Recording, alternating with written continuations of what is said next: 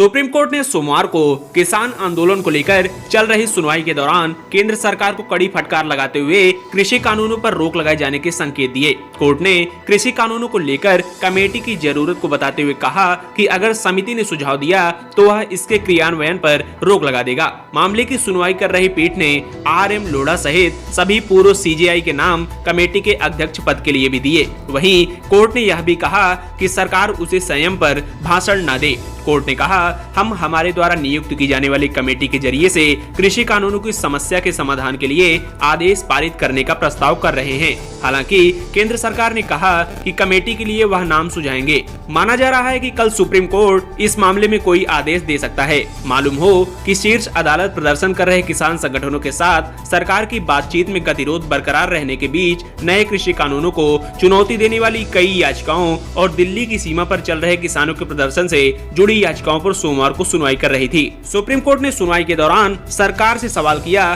कि कृषि कानूनों पर आप रोक लगाएंगे या हम लगाएं। कोर्ट ने कहा कि हम अर्थव्यवस्था के विशेषज्ञ नहीं हैं। आप बताएं कि सरकार कृषि कानूनों पर रोक लगाएगी या हम लगा दें।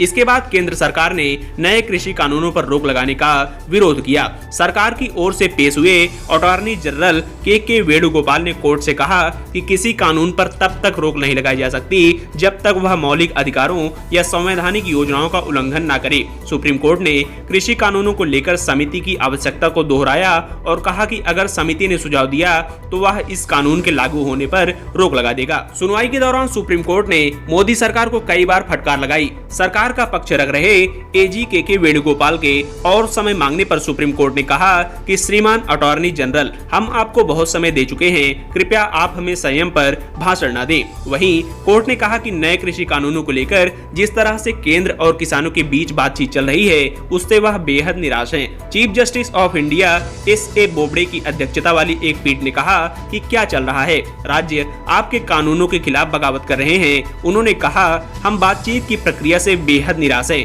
पीठ ने कहा, हम आपकी बातचीत को भटकाने वाली कोई टिप्पणी नहीं करना चाहते, लेकिन हम इसकी प्रक्रिया से बेहद निराश हैं। पीठ में न्यायमूर्ति SS बोपन्ना और न्यायमूर्ति V सुब्रमण्यम भी शामिल थे। पीठ ने आगे कहा कि हमारे समक्ष एक भी ऐसी याचिका दायर नहीं की गई जिसमें कहा गया हो कि ये 3 कृषि कानून किसानों के लिए फायदेमंद हैं। वहीं कोर्ट ने कृषि कानूनों के खिलाफ प्रदर्शन कर रहे किसान संगठनों से सुनवाई के दौरान कहा कि आपको भरोसा हो या नहीं, हम भारत की शीर्ष अदालत हैं, हम अपना काम करेंगे।